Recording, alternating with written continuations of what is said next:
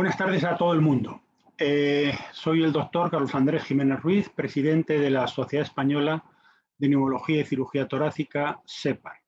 Es para mí un honor darles la bienvenida a este webinario que ha organizado nuestra sociedad y que tiene como principal objetivo desmentir bulos y aseverar las verdades que sobre medidas sociales de restricción para la contención de la pandemia de la COVID-19 existen. Este es el principal objetivo del webinario. Para llevarlo a cabo contamos con la presencia de expertos en distintos aspectos que han ido surgiendo a lo largo de la pandemia COVID-19 y que son los que tienen la verdad, que son los que tienen la evidencia científica suficiente para desmentir los bulos y aseverar las verdades.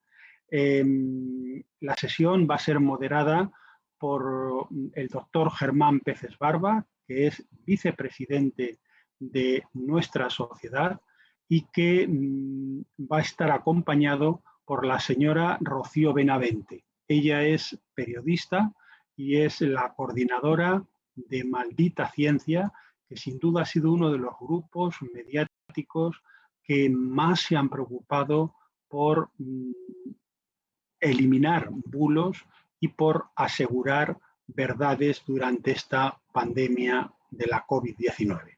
Yo ya sin más preámbulos y agradeciéndoles a todos ustedes que estén conectados a nuestra webinar y, por supuesto, agradeciendo a los expertos que nos acompañan su disponibilidad y su presencia en esta webinar, paso la palabra a los moderadores. Adelante, Germán, cuando tú quieras. Sí, gracias, Carlos. Buenas tardes a todos. Bienvenidos a este webinario. Un saludo cordial desde SEPAR y bienvenidos a todos. Les vamos a proponer una evidencia científica detrás de todas las medidas de restricción que hay para el control de la pandemia. Creo que todos estamos de acuerdo que las medidas de restricción han sido útiles en este control, están siendo útiles, pero también sabemos que hay alguna discordancia entre la información que recibimos acerca de cada una de estas medidas, de la implantación irregular de las mismas en diferentes países o regiones, y ha creado confusión en la población que esperamos poder aclarar en cuanto a la evidencia científica que hay detrás de cada una de ellas. Antes de pasar a la primera presentación, que les vamos a ir presentando antes de cada una de ellas, introduciendo a los respectivos ponentes, quiero dar paso a la comoderadora que me acompaña en esta presentación, en este webinario, Rocío Benavente, como coordinadora del grupo periodístico Maldita Ciencia. Adelante, Rocío. Bueno, muchísimas gracias, Germán. Yo quiero darle las gracias a SEPAR por la invitación. La verdad que este año hemos hablado muchísimo con SEPAR. Ha sido el año en el que los expertos habéis ayudado a los periodistas a transmitir a la gente las certezas posibles dentro de la absoluta incertidumbre en la que hemos vivido muchos meses. Me parece que sobre la marcha hemos ido intentando explicar las distintas medidas lo mejor que hemos podido, pero también sabemos que los tiempos en los que se producen las evidencias científicas y en los que se genera la información del día a día no son los mismos. Así que me parece una muy buena iniciativa que ahora, que parece que bueno, poco a poco vamos tomando aire, podamos echar la vista atrás, hablar con la gente que sabe y un poco, pues sacar un poco lo que hemos podido aprender estos meses. Así que es un placer estar aquí y quiero dar las gracias también de parte de Maldita Ciencia por toda la ayuda que estos meses, este año y medio prácticamente ya se nos ha brindado desde SEPAR, que ha sido siempre muy, muy valiosa. Pues muchas gracias, Rocío, y comenzamos ya con las presentaciones. En primer lugar, como introducción general, pues antes de saber qué medidas de restricción van a ser más o menos eficaces, debemos conocer en detalle cuáles son las vías de contagio de esta enfermedad y el uso de las mascarillas y del distanciamiento social. Y para ello tenemos al doctor José Luis Jiménez, que es profesor de Química de la Universidad de Colorado y que es un líder mundial en la defensa de la transmisión de la COVID por los aerosoles, que ha sido polémica hasta no hace mucho tiempo. José Luis, muchas gracias por tu participación y adelante. De acuerdo, muchas gracias por invitarme y por escucharme. Voy a compartir mi pantalla, que la deberían ver ahora. Entonces, bueno, pues sí voy a hablar de la transmisión por aerosoles que se ve aquí en esta imagen, ¿no? Y he puesto unos enlaces ahora en el chat, si lo pueden poner en YouTube donde se esté emitiendo para que los pueda ver la gente, ¿no? Entonces, brevemente voy a hablar de dos cosas, cómo nos contagiamos y algunas cosas de protección. A ver, y pongo el cronómetro para no pasarme de tiempo.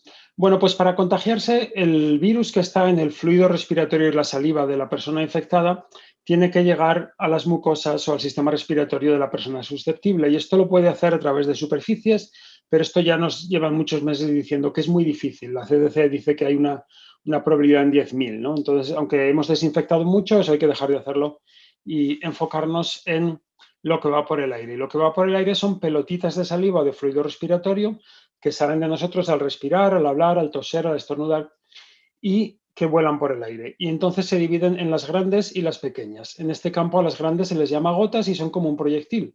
Se ven, son suficientemente grandes para verlas y van volando por el aire. Infectan si te pegan dentro del ojo, dentro de la nariz, dentro de la boca.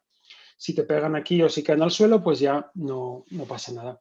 Y a la vez que salen estas grandes, estos proyectiles, salen 1000 veces más aerosoles que son más pequeños y estos ya no son un proyectil ni se caen al suelo, son como el humo del tabaco, se quedan flotando y nos infectan al respirarlos.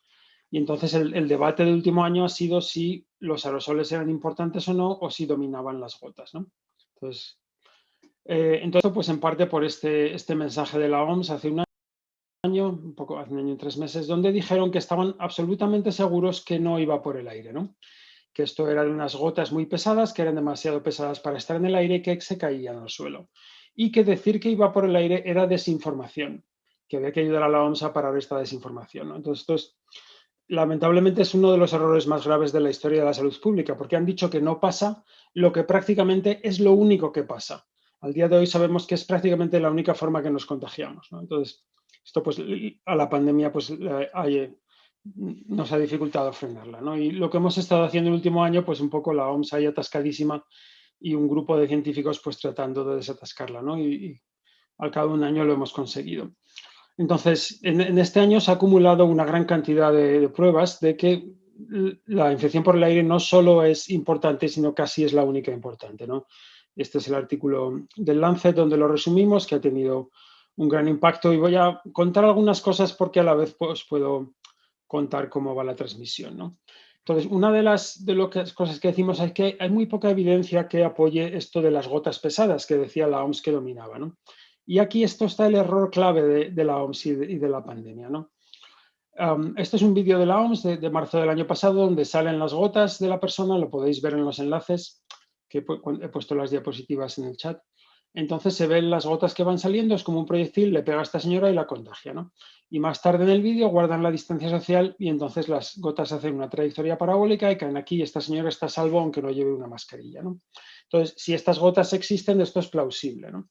El problema es que en 1910 hubo un epidemiólogo muy famoso, Charles Chapin, que dijo que el hecho de que tú te alejes de alguien y te dejes de contagiar, que es una observación empírica, esto era una prueba de las gotas y que la transmisión por el aire era casi imposible. Entonces, este error se ha aceptado como un dogma y nos ha seguido hasta esta pandemia. Esta pandemia ha sido lo que ha destapado ese error, ¿no?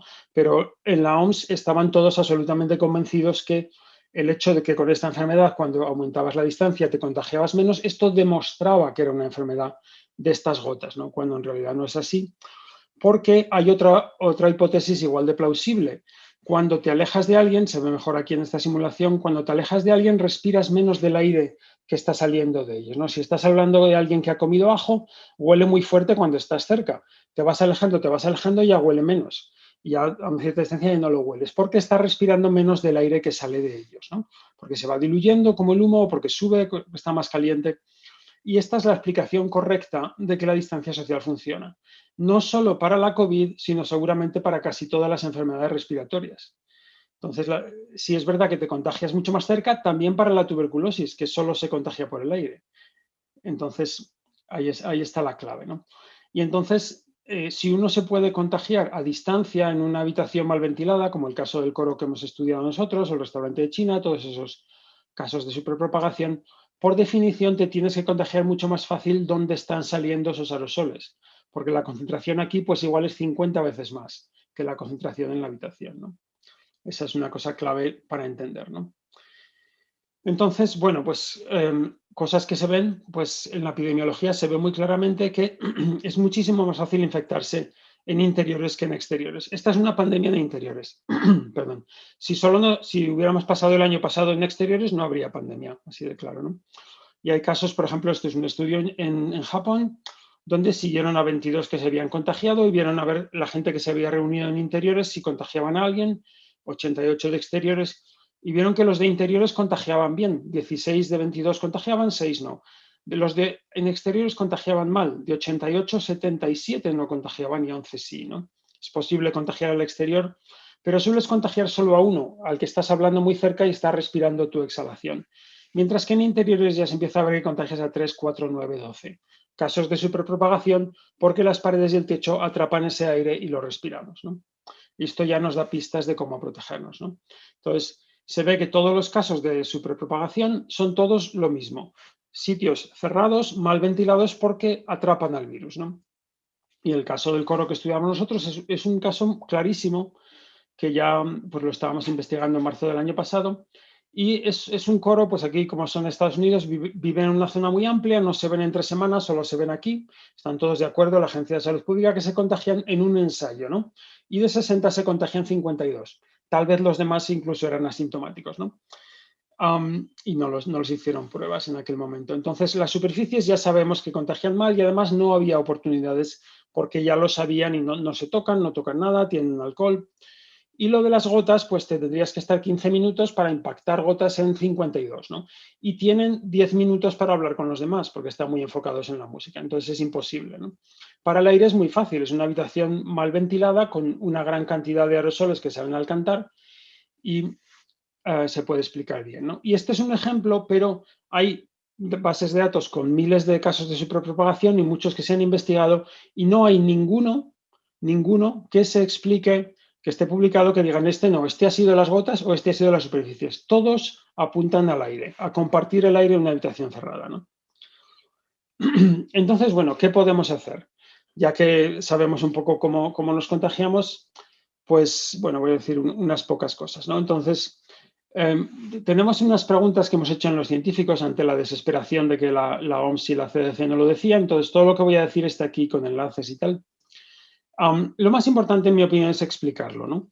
Como, por ejemplo, ahora Bélgica ya lo dice claramente. Es como un humo invisible que sale de la gente y se acumula en los espacios cerrados y, sobre todo, lo respiras cerca.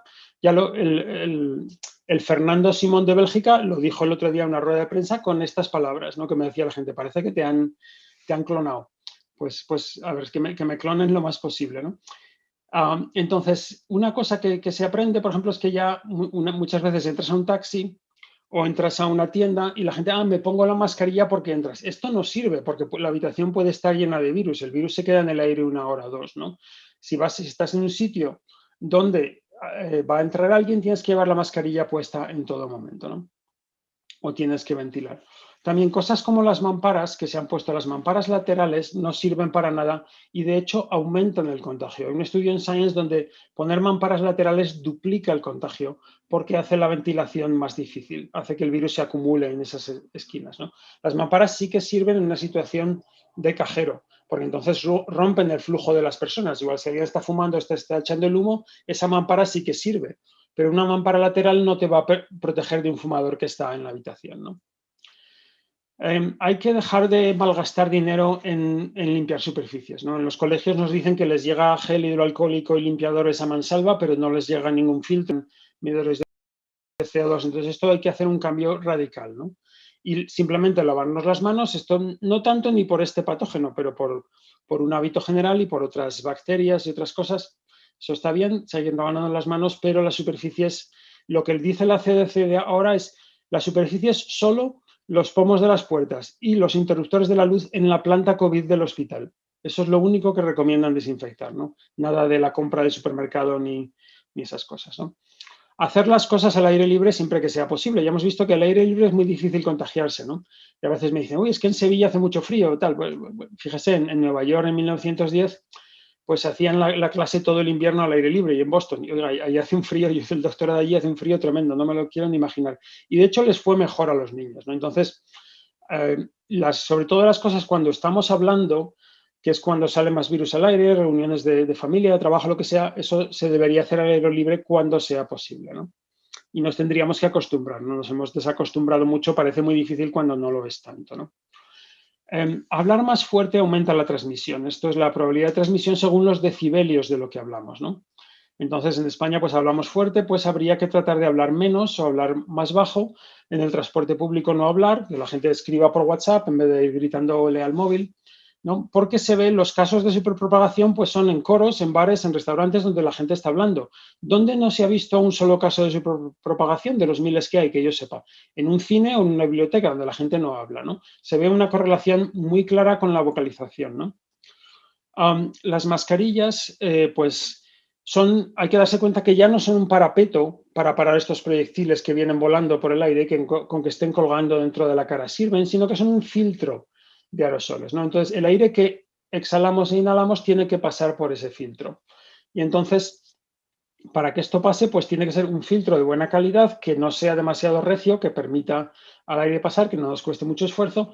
Y lo más importante que se hace mal muchas veces es que no tenga huecos, ¿no? Y este es un vídeo de una compañera donde se ve con mascarillas quirúrgicas o con las FFP2, estas orejeras. Si no las ajustas bien, pues tienen muchas fugas, ¿no?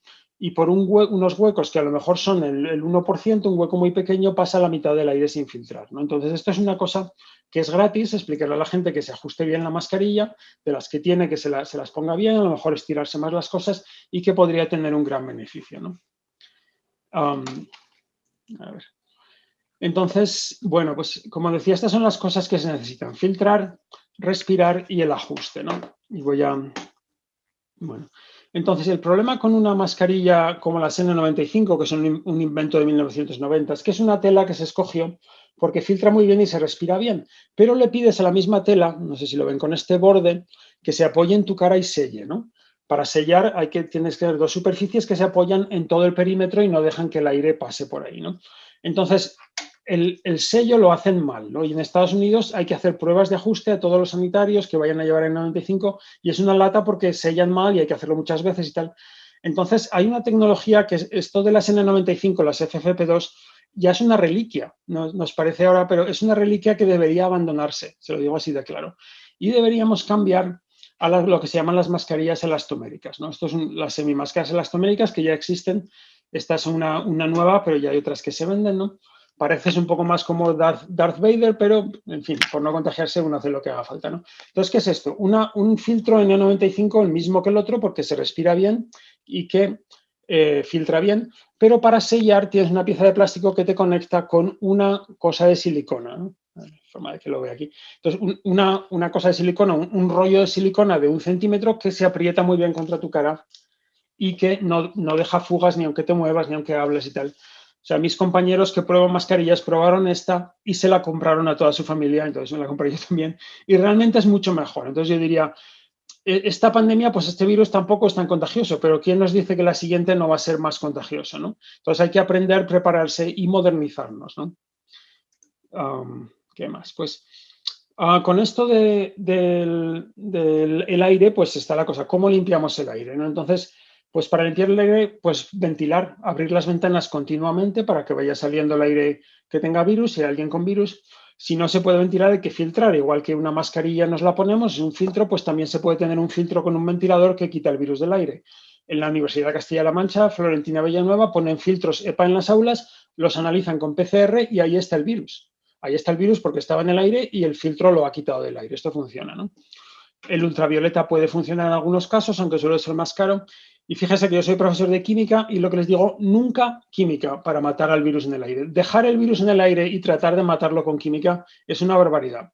Tanto con ozono, ácido hipocloroso, dióxido de cloro, o iones, plasmas, fotocatálisis, hidroxilos, todo esto es una barbaridad. ¿Por qué? Porque esto son reacciones químicas con los ácidos nucleicos, proteínas y lípidos del virus.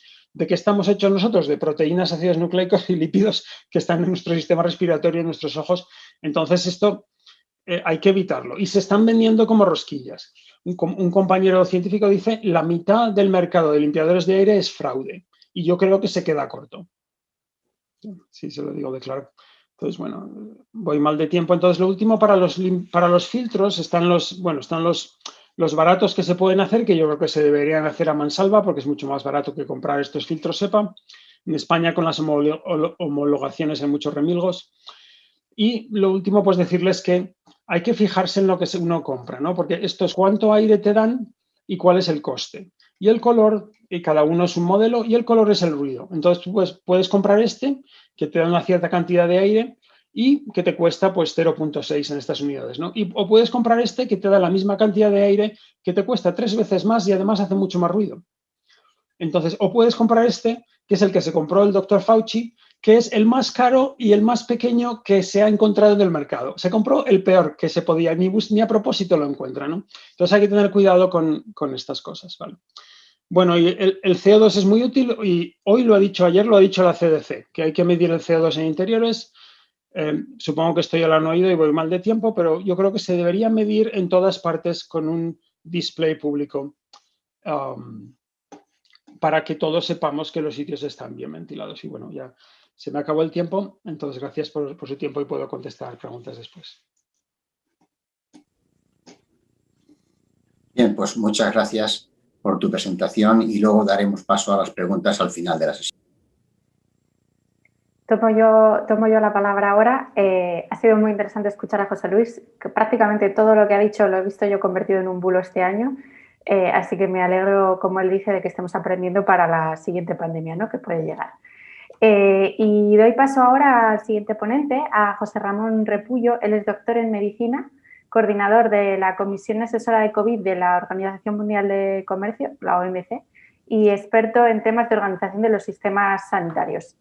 Estoy casi segura de que OMC es por la Organización Mundial de Comercio, pero si me he equivocado, espero que me corrija. Adelante. Bueno, si estuviera en la Organización Mundial del Comercio, pues estaría mejor ubicado. Es la Organización Médica Colegial, pero no hay ningún problema. Te he ascendido en un momento porque las siglas, ya sabes, dan a confusión. Te pido perdón. Este error. Bueno, muchas gracias a SEPAR, a Carlos, a Germán. A ver, hablamos de confinamiento absoluto, perimetral y toque de queda, y ver un poco cuál es la base de conocimiento de esta medida de salud pública, que, bueno, en principio son medidas muy radicales y poco selectivas, porque limitan de forma poco específica la libertad de movimientos y afectan de forma severa, grave, a la vida económica y social. Son decisiones difíciles de tomar que requieren una base normativa excepcional, como el estado de alarma, pero que una vez que se toma la decisión, curiosamente son relativamente sencillas de imponer o por lo menos de vigilar su cumplimiento.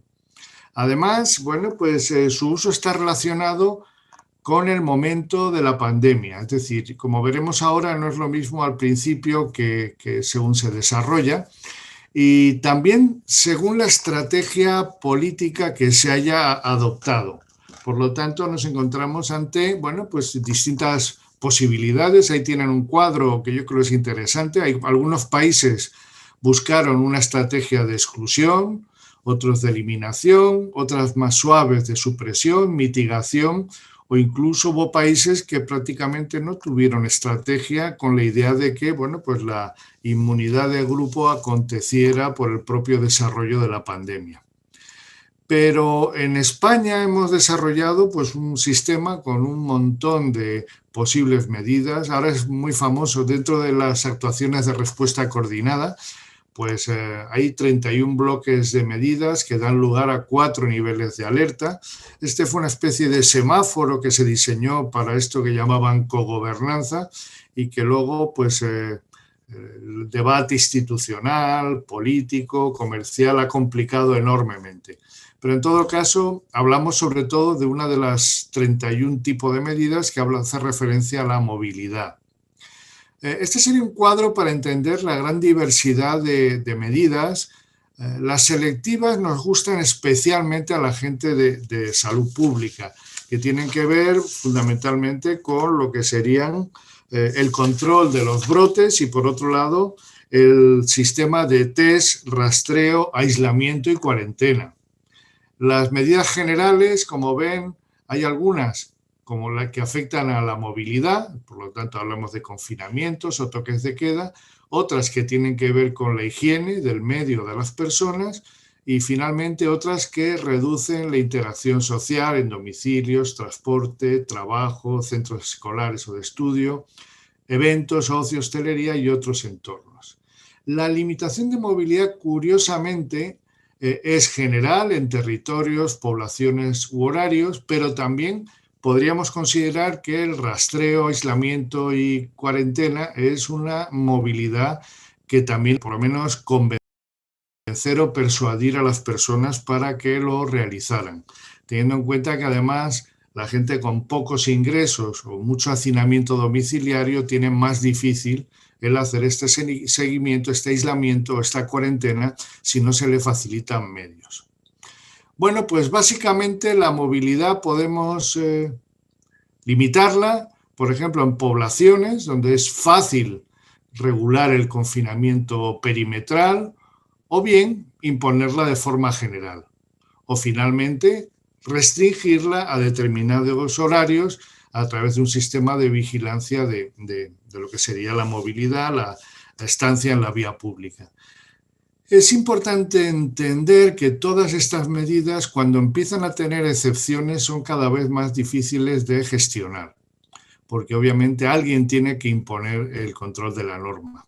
Por eso voy a quitar rápidamente pues, lo que sería la consideración de una de las medidas, yo creo que menos lógicas, que ha sido el confinamiento perimetral en áreas urbanas. Este sería una de las áreas de Madrid. Prácticamente cruzar una calle significaba cambiar de un área libre a otra confinada y bueno, pues difícilmente alguien puede considerar que esta medida de salud pública sea real y pueda tener efecto sobre el desarrollo de la pandemia. Y de hecho un trabajo que hicieron Vela, Gulloni y Padilla, bueno, pues demuestran que el porcentaje de disminución en las zonas básicas de salud con confinamiento perimetral de Madrid era prácticamente una reducción similar a las zonas que no tenían ese confinamiento. Curiosamente, Madrid ha hecho, yo entiendo por razones políticas, un elemento distintivo a esta medida, pero difícilmente lo podrían presentar en ningún congreso de salud pública.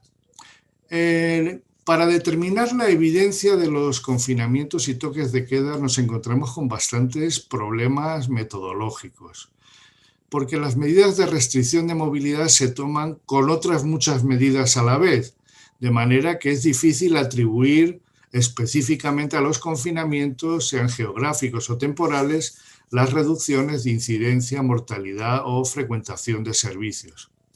Además, no tenemos lo que se llama contrafactual. ¿Qué hubiera pasado si no lo hubiéramos hecho? Para lo cual, lo único que podemos es, de alguna manera, generar contrafactuales a través de estudios observacionales, comparándolo con otros países o lugares que nunca acaban de ser del todo parecidos. El éxito de las medidas se expresa en reducir los contagios para dar tiempo a que los servicios sanitarios asuman la carga asistencial y también para que se encuentren alternativas o respuestas efectivas de atención y prevención, tanto sobre todo de inmunizaciones. Por lo tanto, en cierta manera estas estrategias serían paliativas, detener la propagación mientras se hacen otras cosas.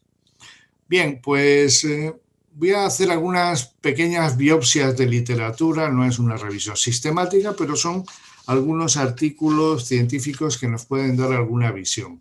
Este es muy específico, habla, digamos, de lo que sería la primera ola y lo que planteó o lo que defienden en este documento de FEDEA es que se han evitado con la instauración precoz de las medidas de confinamiento absoluto, pues cerca de 500.000 infecciones en España, pero que se podrían haber ahorrado al menos la mitad de los casos si se hubiera ubicado, digamos, o puesto en marcha un poco antes la medida.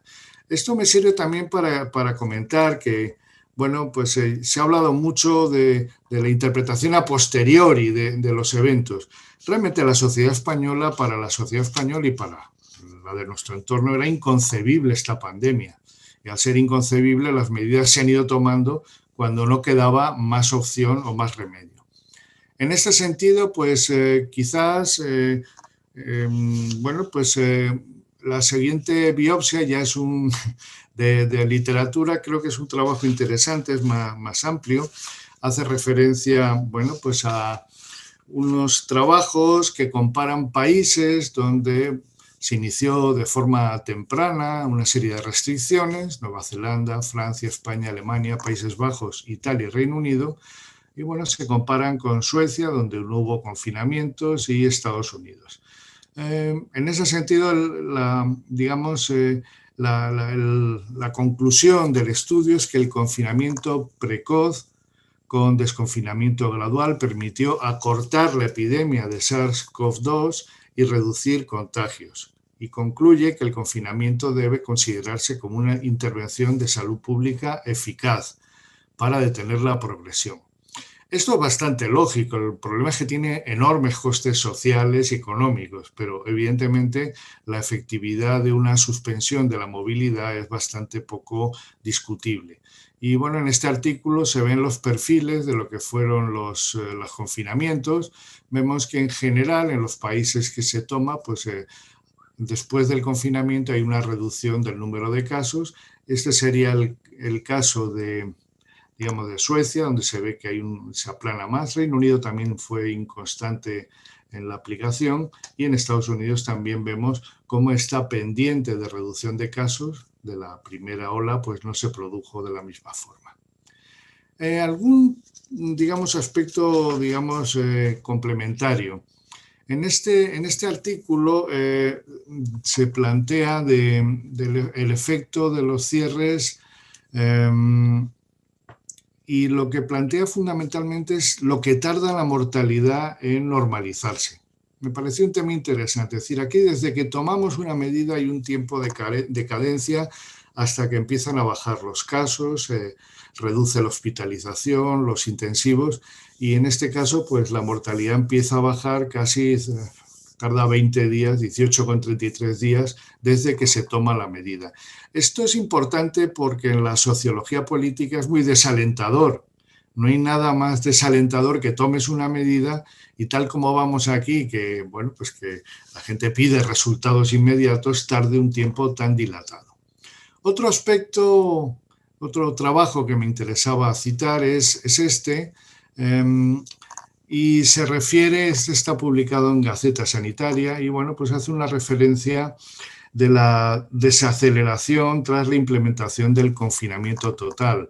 Este número básico de reproducción cae del 5,89 al 0,48 y anima obviamente pues a la idea de hacer intervenciones en la etapa más temprana, porque es crucial para minimizar el impacto de una potencial amenaza epidémica. Hay algún artículo más que he traído, simplemente lo citaré por encima. Este es un artículo de Nature donde hace referencia a un tema que yo creo que es interesante, y es que, bueno, pues que fundamentalmente la lucha contra la COVID se beneficia de una combinación adecuada de intervenciones. Las NPI, las Non-Pharmaceutical Interventions, las intervenciones de salud pública, menos disruptivas y menos costosas, pueden ser tan efectivas como las más intrusivas y las más drásticas por el confinamiento, por ejemplo, el confinamiento. Y bueno, pues y también dependen del contexto local y el momento de su adopción. Esto es obvio, pero realmente la posibilidad de hacer medidas selectivas, de las que hablábamos antes, no depende solo de la voluntad de ponerlas en marcha. Hay quien dice que los incendios forestales se previenen en invierno. Si no tenemos preparada una estructura de salud pública, es muy difícil que podamos ser selectivos en el control de brotes, casos, transmisión, etcétera, etcétera. El otro artículo que quería citar es una revisión de Science, también que establece un estudio de muchas estrategias en diversos países, bueno, y hace un ranking de medidas, cierre de escuelas, prohibir reuniones, cierre selectivo de negocio, empresas no esenciales, y añade un elemento al razonamiento anterior. Dice que cuando estas intervenciones, las anteriores, ya estaban en marcha, la emisión de una orden de quedarse en casa tenía un ligero o modesto efecto adicional. En el dibujo que aporta, pues estos serían el impacto en la reducción del RSUT, que ven, bueno, es variado según el tipo de medidas, pero el beneficio adicional de confinamiento sería pequeño si todo esto se está haciendo. Por lo tanto, parecería que el confinamiento tiene mayor utilidad en las etapas iniciales. En ese sentido, algunas conclusiones, y con esto termino, es, bueno, pongo con dudas porque ya digo que esta literatura es, bueno, es observacional, es compleja y la comparación no tiene buenos contrafactuales. Primero, conviene definir bien qué tipo de confinamiento aplicamos, el grado en que se cumple, si coincide o no con otras medidas de salud pública, si se toma en momentos de alta incidencia y mortalidad, y también de pánico, porque parece que la gente se autoconfina cuando hay una mortalidad muy alta, y sobre todo en etapas iniciales, cuando hay una gran preocupación social. Saber hasta qué punto las medidas se cumplen, ¿no? Y si se contravienen las restricciones de movilidad, por ejemplo, con reuniones en domicilios no permitidas, pero no controlables o no controladas. Y finalmente, saber en qué momento de la epidemia estamos. Porque es importante saber cuántos susceptibles van quedando, es decir, gente que no está ni inmunizada, ni se ha recuperado o ha padecido la enfermedad. Evidentemente, nuestra foto actual de la pandemia es que tenemos, de alguna manera, pues muchos casos, o bastantes casos, pero pocos ingresos hospitalarios, poca UCI, poca mortalidad. Y en ese contexto, pues tenemos un perfil diferente. Bueno, en todo caso, y bueno, como veis, este es un poco el gradiente de los niveles de alerta. Hablamos sobre todo del 3 y el 4. Cuando hay transmisión comunitaria no controlada y sostenida y la mortalidad generada desborda el sistema sanitario, la medida del confinamiento puede ser efectiva y a veces inevitable, aunque debería de haber sido evitada con otras acciones más selectivas o de control general más apropiadas. Por lo tanto, en cierta manera, el tener que tomar estas medidas o implica el inicio de la pandemia abrupto o implica que no se ha trabajado adecuadamente. Pues esto es lo que tenía que comentarles. Muchas gracias.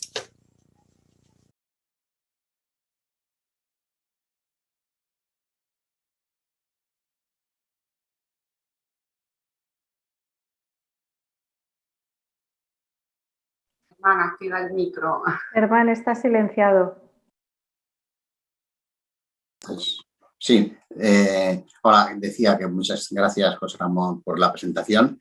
Al final de las 5 presentaciones daremos paso a las preguntas por parte de la audiencia que quieran hacer y entraremos en debate. Avanzamos y otra de las cuestiones que también han sido muy debatidas es el aspecto de la transmisión en interiores, lo crítico que es la situación de la ventilación y cómo controlarla, con qué medidas adoptar, no solo en restaurantes, sino también en locales comerciales, salas de espectáculos, etcétera. Y para ello nos va a contar la evidencia la doctora Carmen Diego Roza, que es la jefa de servicio de neumología del complejo hospitalario de Ferrol, es secretaria general de SEPAR y ha participado en el grupo de asesores del Ministerio en el documento de ventilación de los espacios interiores. Carmen, cuando quieras. Muchas gracias, Germán. Aquí en pantalla. Bien, bueno, dar las gracias y felicitar a SEPAR por esta iniciativa y sobre todo al doctor Peces Barba, que ha sido un poquito el ideólogo de este webinario, ¿no?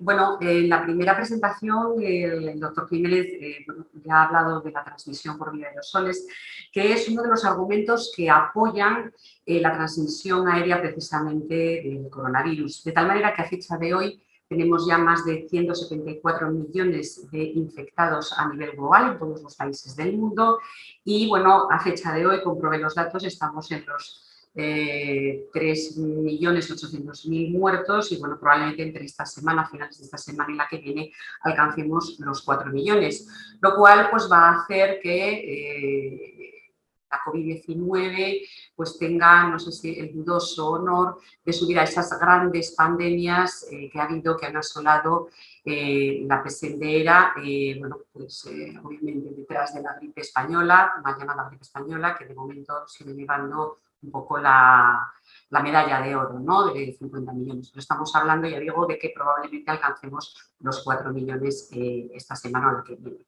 Mientras buscamos un tratamiento curativo y mientras nos vamos vacunando poco a poco, pues lo mejor que podemos hacer es prevenir la transmisión.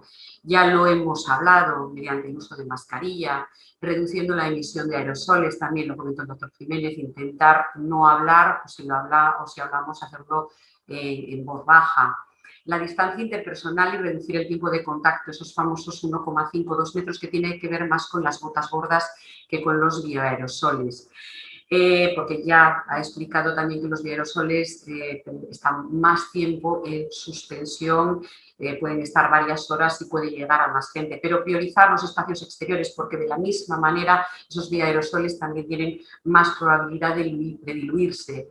Y finalmente la reducción de la transmisión en espacios interiores mediante ventilación, ya sea natural o mecánica, retención de bioaerosoles por filtración y sistemas de purificación del aire y la inactivación de los patógenos en bioaerosoles. De lo que se trata, y esto es lo que se trata de representar en este documento en el que tuve la oportunidad de participar, es de evitar precisamente que del foco emisor con que se contagiado por coronavirus llegue al receptor que bueno, se protegerá con mascarilla. Tenemos que colocar todas estas barreras de tal manera que si pasa uno no pase la siguiente, y lo hemos representado mediante esta forma de representación que es el diagrama del queso suizo. Entonces, bueno, yo voy a hablar precisamente de una de estas partes, ni más importante ni menos importante, una más. La ventilación es la renovación del aire interior con el aire exterior y se expresa en tasa de ventilación de aire por hora, conocido por las siglas en inglés ACH, Air Change Hour. De lo que se trata es que una neumóloga va a hablar en estos momentos de estos circuitos, de estos sistemas de ventilación de aires interiores, de estas torres que hay en los techos, en los tejados, estos que recogen precisamente el aire exterior y lo meten dentro de esos circuitos. En definitiva, voy a hablar de ventilación mecánica controlada de esta manera. Personalmente, cuando me hablan de ventilación mecánica controlada, en lo que pienso realmente es en esto otro, en un paciente intubado, conectado a un respirador y donde estoy controlándole precisamente su respiración, su ventilación. Vamos a empezar aclarando un concepto, ¿no? Los tipos de ventilación pueden ser natural, ¿esto qué quiere decir? Formas naturales de ventilación, abriendo puertas y ventanas y preferentemente ventilación cruzada. Luego tendríamos la forzada o mecánica, que es la que acontece pues, en la mayoría de esos espacios que hemos comentado antes, desde luego en los salones de espectáculos o en los centros comerciales. Y luego tendríamos la combinada, que el propio nombre lo dice, combinaríamos una ventilación natural, pero también habría una extracción de este aire hacia el exterior. Y también quiero aclarar algún concepto, que son las categorías de calidad del aire en el interior que queremos conseguir y que quedan definidos por esta instrucción técnica definida en SBOE, publicadas en SBOE del año 2007. Si tendríamos unidad 1, que sería un aire de óptima calidad y es la que queremos conseguir en hospitales, clínicas, laboratorios y guarderías. Unidad 2 sería un aire de buena calidad, habitualmente aplicable a nuestros puestos de trabajo y también piscinas. El IDA 3, que sería un aire de calidad media que hasta ahora era la aplicable a edificios comerciales, precisamente pues eso, a los locales de los que estamos hablando, también habitaciones de hoteles, gimnasios, locales para el deporte, exceptuando las piscinas y salas de ordenadores. Y finalmente, IDA 4 es un aire de baja calidad para el resto de escenarios que se nos puedan ocurrir.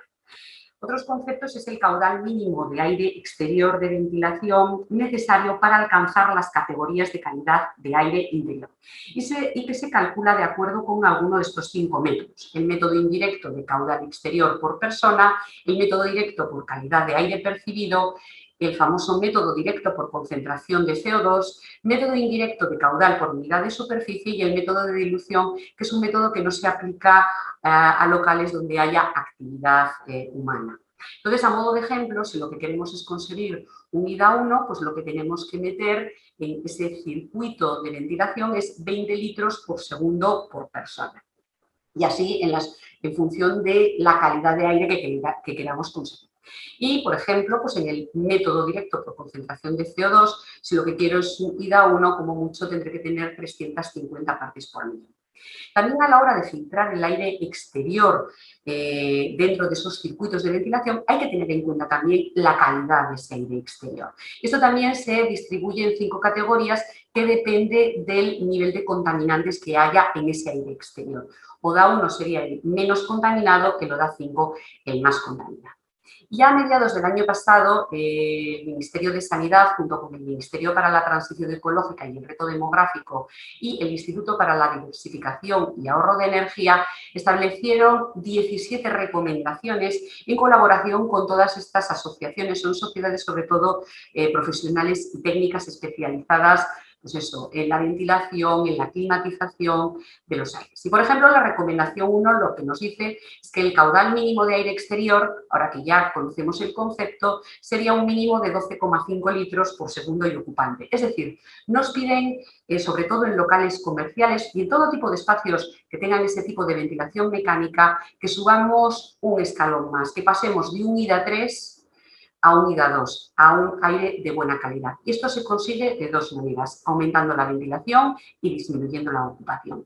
Hay 17 recomendaciones, ya digo, cada una de ellas referenciadas a cada una de las partes que hay en estos sistemas de ventilación y de climatización, incluida la temperatura y la humedad relativa, aunque se prioriza la ventilación frente a estas características. Ya digo, hay 17 recomendaciones, incluidas actuaciones ante un posible positivo de contagio. Pero en definitiva yo creo que se pueden resumir en 2. Y es que se diseñen sistemas de ventilación acordes con el uso del edificio local, para lo cual hay normativas e instrucciones técnicas. Todos podemos entender que el sistema de climatización, de ventilación de un local como es este, que es una tienda, no puede ser el mismo que el de un edificio de viviendas privadas. Y esto es un poco lo que defendemos desde nuestra sociedad.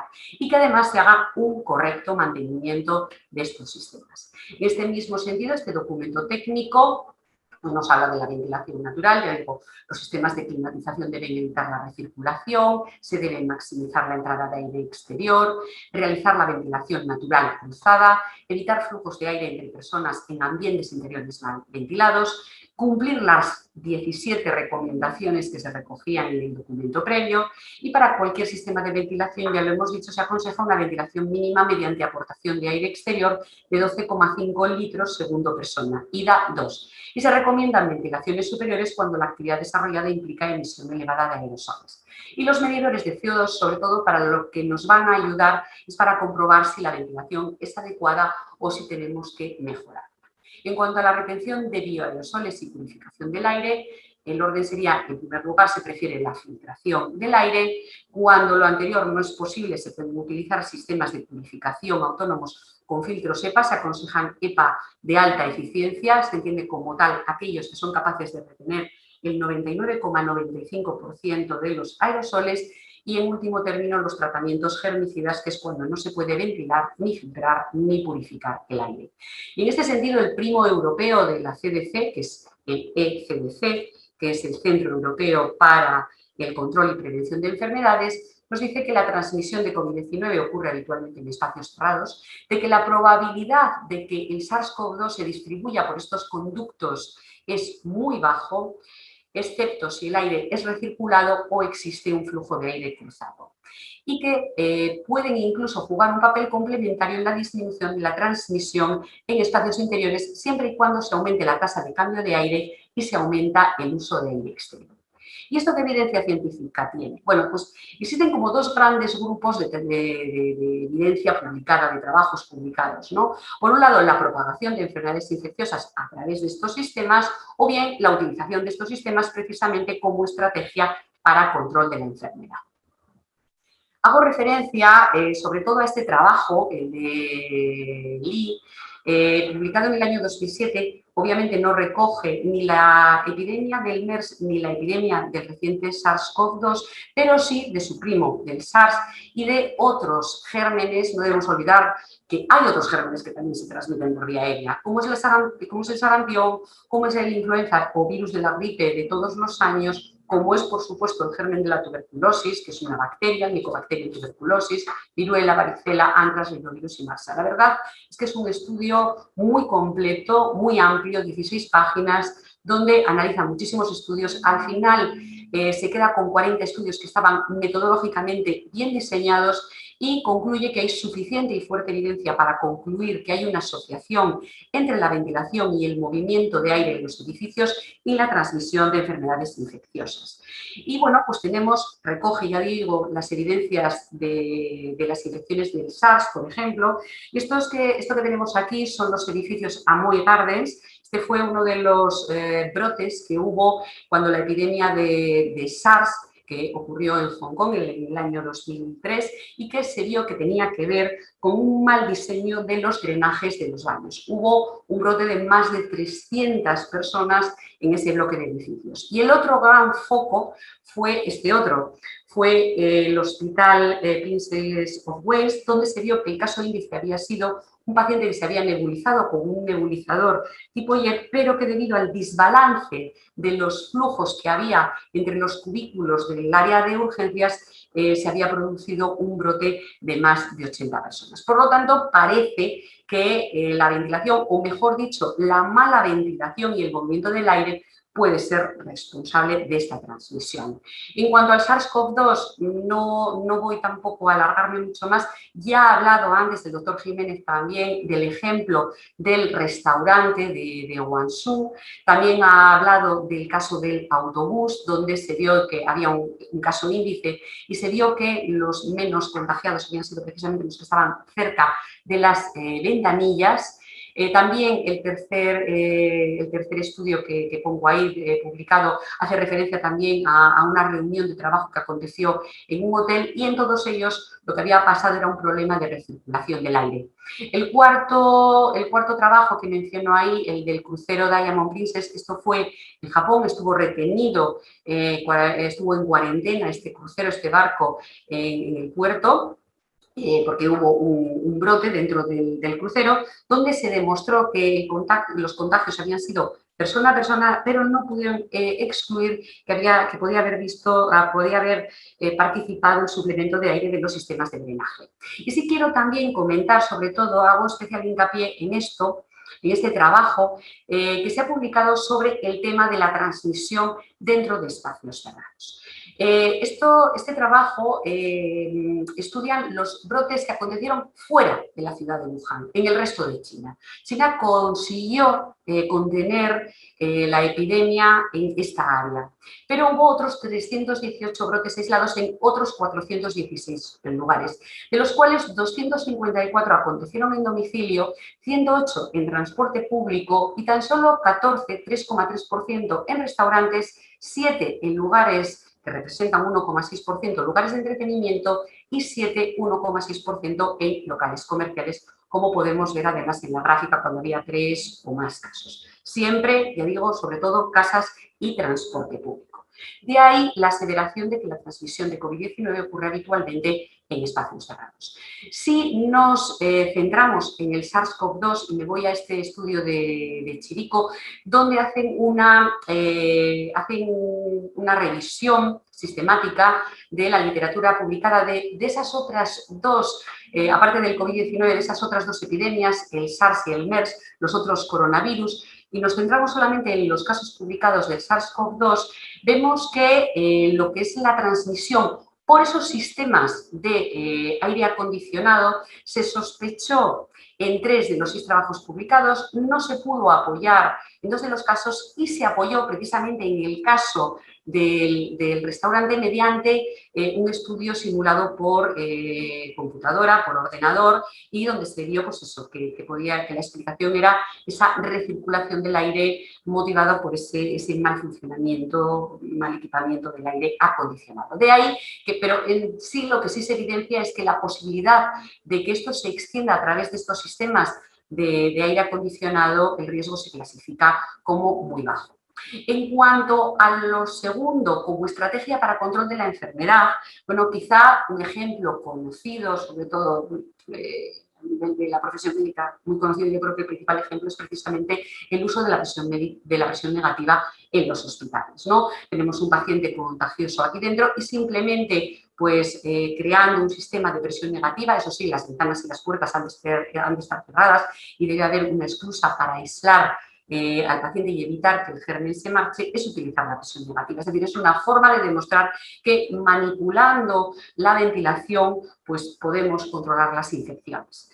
Luego, pues, comentar el resto de los estudios, la verdad es que son estudios muy complejos, simplemente quiero aclarar, poner un poco, dar importancia a esta ecuación, la ecuación de Wells-Rayleigh. Esta ecuación describe el impacto del ratio de ventilación en la infección cruzada de enfermedades infecciosas que se transmiten por vía aérea y que han permitido muchísimas veces predecir cómo se van a comportar brotes de epidemia. Ya digo, son estudios difíciles, son estudios experimentales donde muchas veces hay simulaciones computacionales y se basan en fórmulas complejas de dinámica de fluidos, donde se introducen una serie de variables, pues, como por ejemplo, es un ejemplo, esto es pues, el papel de este purificador de aire en un aula con 16 niños, donde tenemos que tener en cuenta las luces, las ventanas, los radiadores.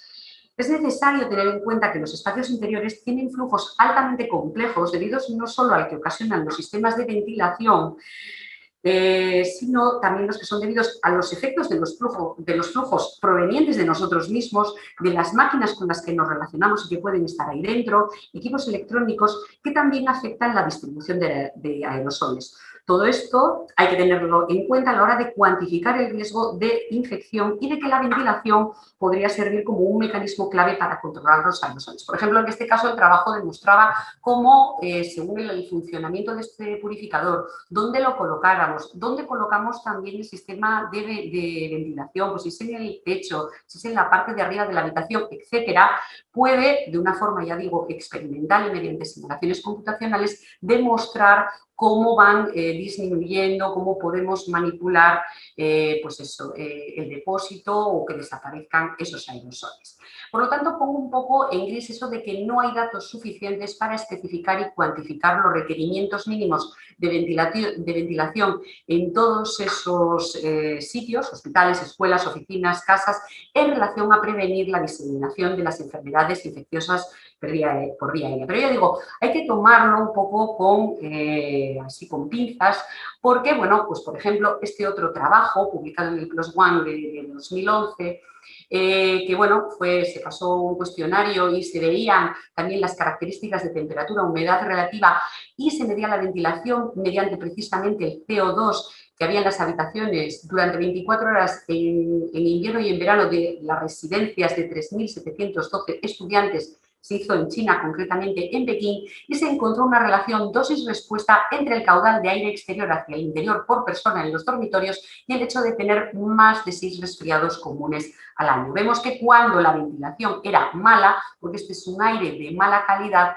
el porcentaje de gente que sufría más de 6 resfriados al año era, fijaros, ascendía casi el 40%. Por lo tanto, ya concluyo, la transmisión de COVID-19 ocurre habitualmente en espacios cerrados. Hay evidencia suficiente para afirmar que la ventilación y el movimiento de aire juegan un papel en la transmisión de enfermedades infecciosas, que si bien no hay datos para especificar y cuantificar los requerimientos de ventilación en edificios, sí se puede afirmar que el aumento de tasa de cambio de aire y el aumento de aire exterior puede contribuir a disminuir la transmisión en espacios interiores y que la verdad es que los brotes, por lo menos en este trabajo que he comentado que hubo en China, ocurrió pues en estos sitios en los que me he referido en mi presentación, centros comerciales, salas de espectáculos y restaurantes.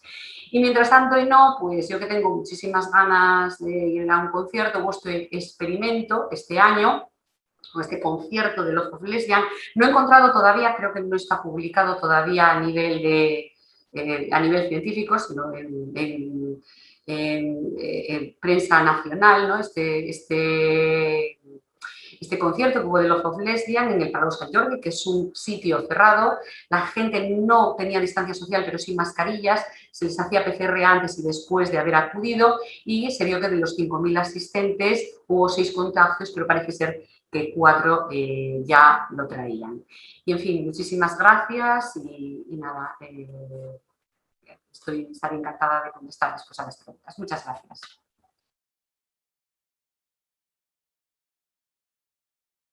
Pues muchísimas gracias. Yo creo que esta ponencia completaba la primera y dejaba todo como muy, muy claro y muy listo para las preguntas del público si luego hay. Y vamos a pasar a la siguiente, que también habla de un tema que este año se ha traído de cabeza, las reuniones domiciliarias. Una de esas cosas que antes comentábamos que es difícil de controlar o que por lo menos no se ha controlado y que ha tenido un gran impacto en el día a día de, yo creo que prácticamente todo el mundo, ¿no? Va a hablarnos de ello David Díaz Pérez, es enfermero respiratorio. Con David también hemos hablado en Maldita Ciencia este año varias veces, coordinador del área de enfermería respiratoria de SEPAR. Adelante, David, todo tuyo. Muchísimas gracias, Rocío. Encantado de estar por aquí. Muchísimas gracias especialmente a Germán y a Carlos por la invitación en participar en este evento muy interesante, ¿no? Para todos, para profesionales y, como bien dijiste, Germán, para población general. Tengo 5 minutitos de tiempo para esta sesión, así que intentaré ir muy rápido porque muchos de los conceptos que tenía preparados ya los han comentado los anteriores ponentes en sus magníficas presentaciones. Y de inicio, cabe destacar que el Ministerio de Sanidad, en el documento que presentó antes Carmen y en la que participó como asesora en la evaluación de riesgo de transmisión por SARS-CoV-2, ciertamente la última actualización es de noviembre del 2020 y en ella se hacen varias afirmaciones interesantes que ya han comentado antes Carmen. A mí me gustaría simplemente remarcar la necesidad de la reducción de aforos por cuestiones de probabilidad, por cuestiones de riesgo, ¿no? Cuanto más cantidad de gente hay en un espacio interior mal ventilado, probablemente más probabilidad tengamos de infección. El tiempo de exposición también ante un agente infeccioso y la priorización de espacios exteriores, ¿no? El resto de conceptos ya lo ha comentado Carmen y podremos discutirlos, ¿no? Pero sí es importante hacer hincapié y poner de relieve esas tres palabras, esas 3 ideas que les comentaba anteriormente.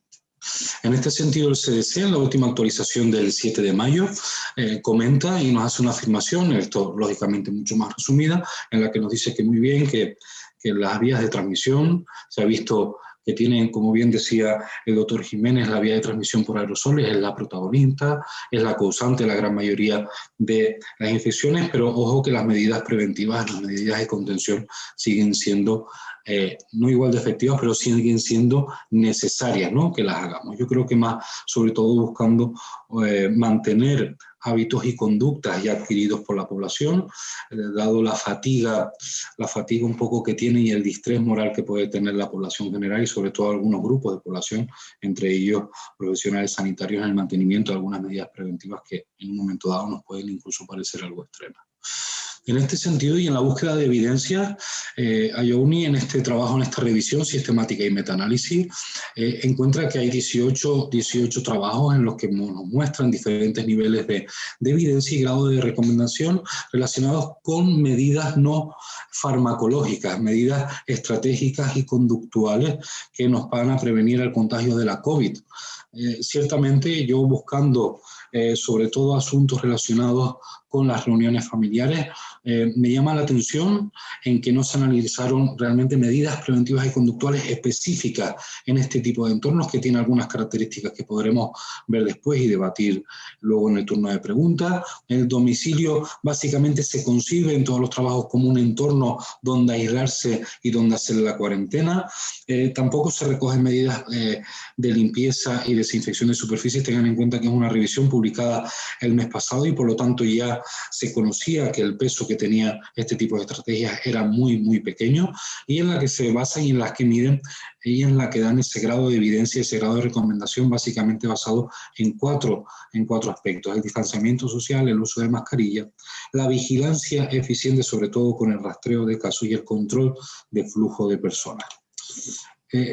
Haciendo un poco hincapié en ese punto que les comentábamos, que ya el doctor Jiménez también hizo referencia a él, donde la CDC y otros estudios indican que la probabilidad de que una persona se contagie en un entorno con una superficie contaminada es de 1 sobre 10.000, por lo tanto la desinfección de superficies 1 o 2 veces al día tuvo un impacto en la reducción de riesgos muy bajo. Otros estudios también, otras revisiones sistemáticas y metaanálisis han puesto un poco más en la mirada en los hábitos conductuales y en la eficacia de estos cambios conductuales dentro de entornos como puede ser los domicilios, ¿no? Y fíjense, y voy a empezar por las conclusiones y una frase que yo creo que da para un posterior debate, que es que los documentos que se han hecho, que se han redactado, sobre todo se basan en una suposición de que el compromiso con el público no tiene por qué ocurrir antes de un evento, medida preventiva. Y yo creo que el doctor Ripullo comentaba algo que podía ir relacionado con esta afirmación, sino que estrictamente una vez que las cosas comienzan a ocurrir. Quizás lo que indica estas conclusiones es que muchas de estas medidas las podríamos haber adquirido, nos podríamos haber formado, sobre todo en profesionales sanitarios, para que de esta manera, una vez iniciado sospecha de inicio, pues podemos haberla hecho, ¿no? O tenido ya nuestra conducta diaria.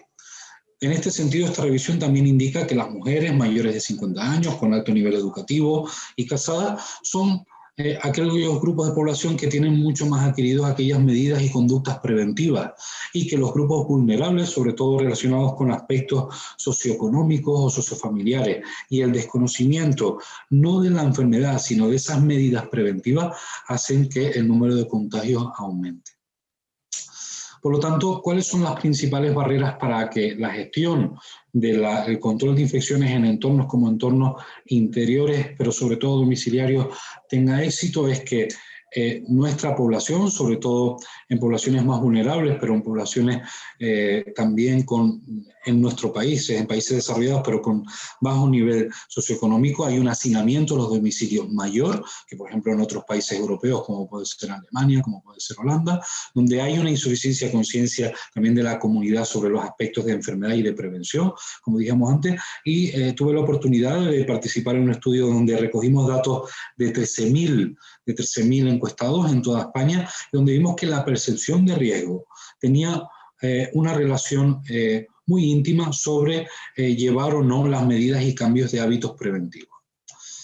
Por lo tanto, y viendo esta revisión de finales también de año, vimos que la tasa de infección que se le da a entornos domiciliarios, a esas reuniones en domicilio, es del 18,1%. Dentro de estos 43 trabajos pueden ver que hay un trabajo español en el que ese porcentaje es del 11%, pero que estudios, sobre todo en la parte superior de esta gráfica, pueden ver que todos del entorno de China, también algunos de Israel y de Estados Unidos, presentan tasas de infección que relacionan con el ámbito domiciliario superiores al 30, 40, incluso llegando al 50%.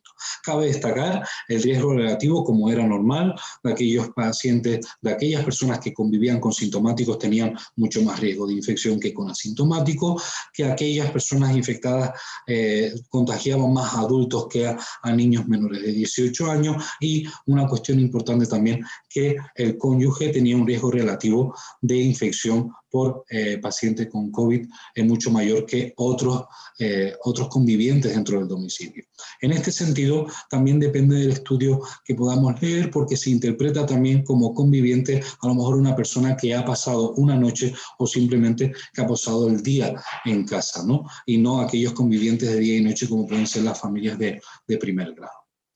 También, como conclusiones de este estudio, cabe destacar la diferencia que hay de esta tasa de infección en domicilio por el SARS-CoV-2 respecto, por ejemplo, al virus de la gripe, al COVID-1, al MERS, que tienen cifras inferiores del 5,15, 5,10, 4,5 respectivamente. Por lo tanto, decimos que el ritmo básico de reproducción del SARS-CoV-2 es superior a estas patologías infecciosas.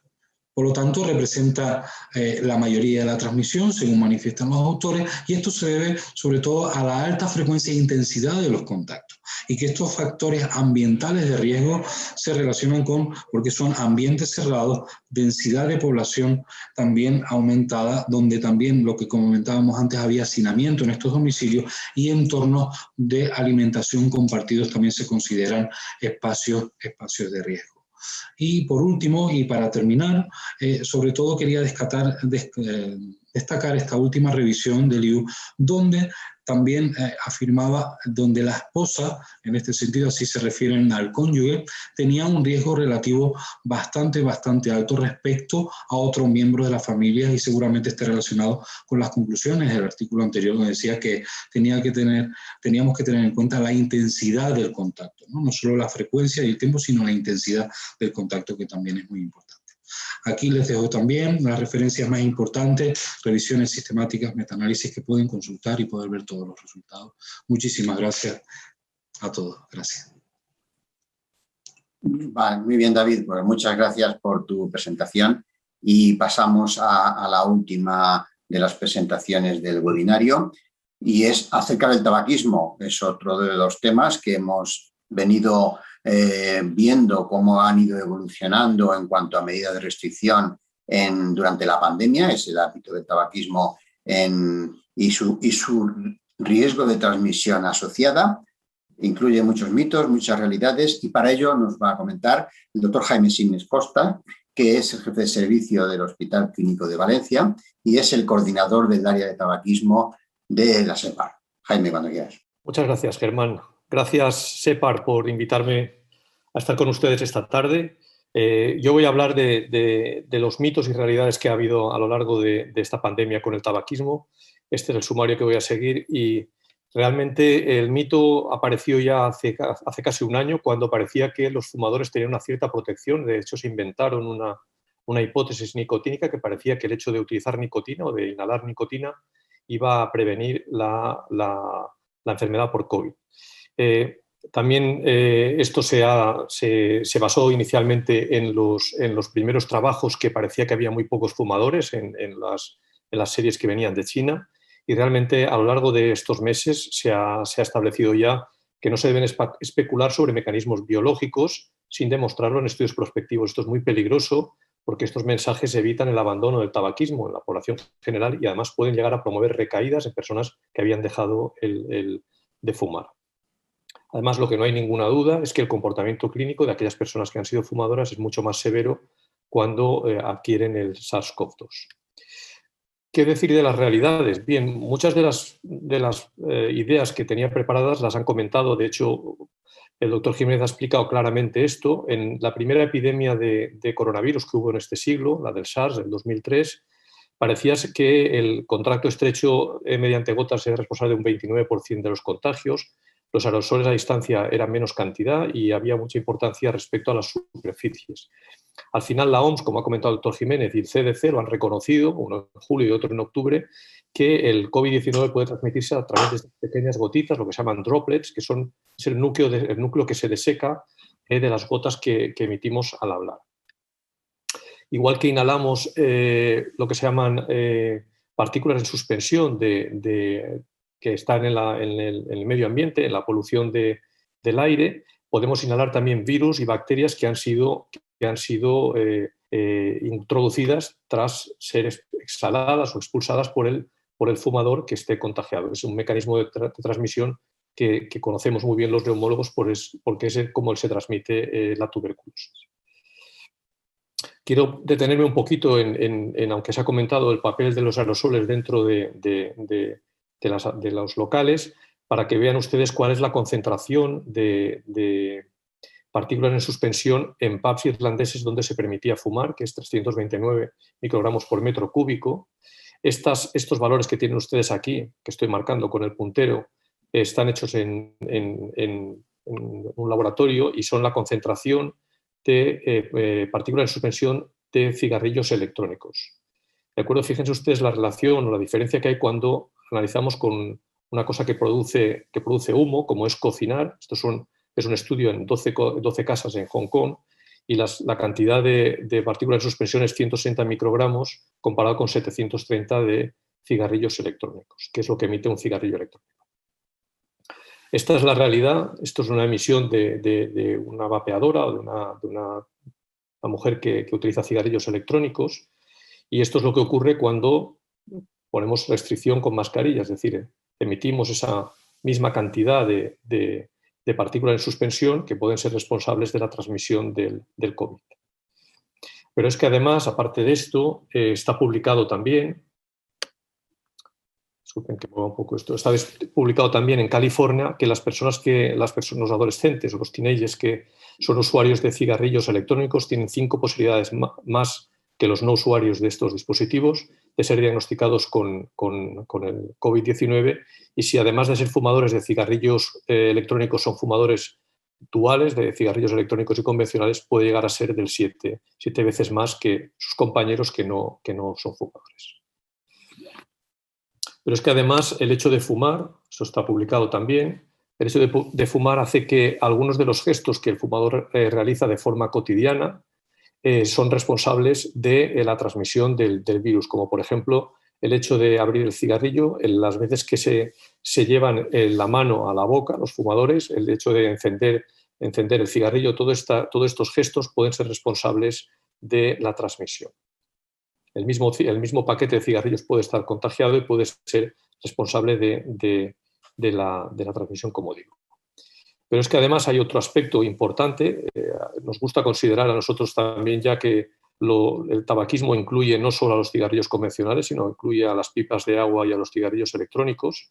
Y como hemos comentado, el hecho de fumar cigarrillos hace que estos gestos puedan ser responsables de la transmisión.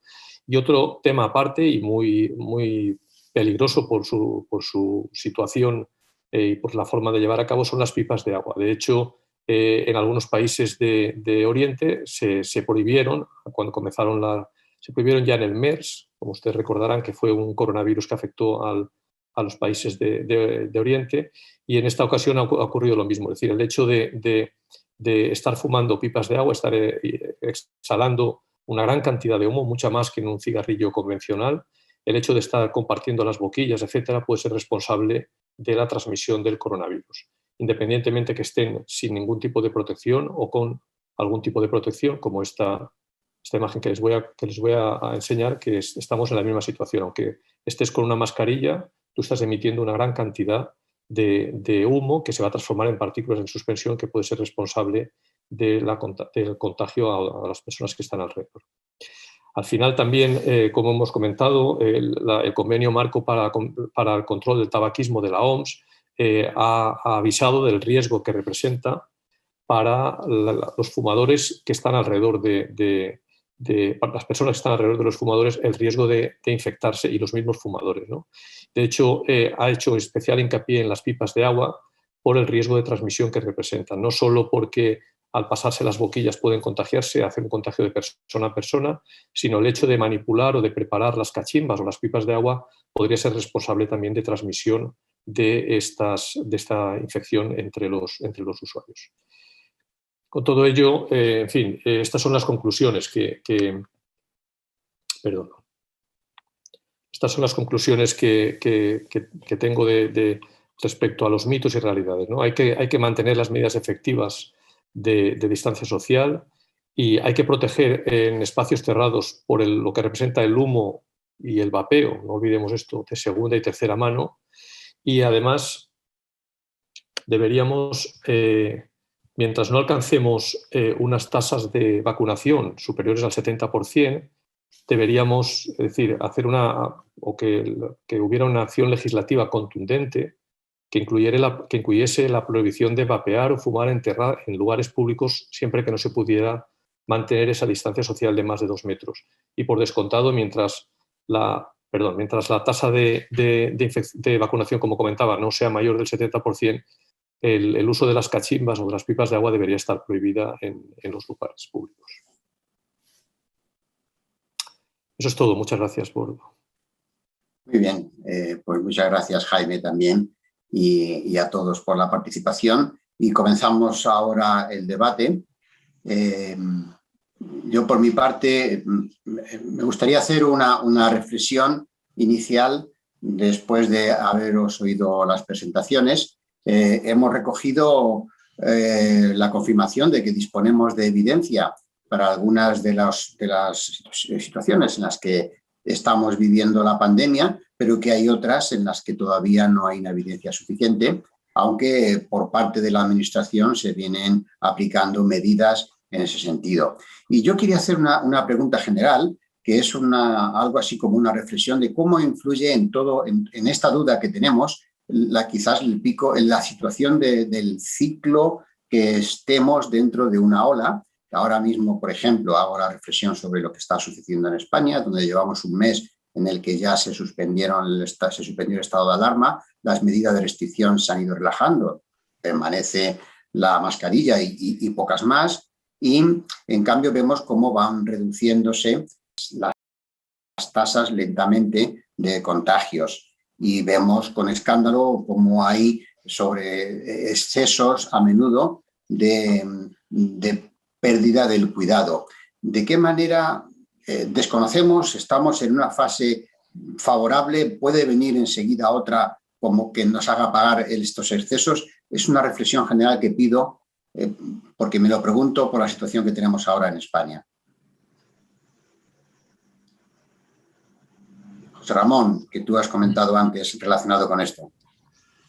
Sí, obviamente no sabemos cómo va a influir la incidencia en los meses próximos, pero es posible que la pulsión por reactivar la economía, las interacciones sociales, mantenga muchos rescoldos y mantenga, digamos, un nivel de epidemia de baja intensidad, con posibles brotes en algún momento, ¿no?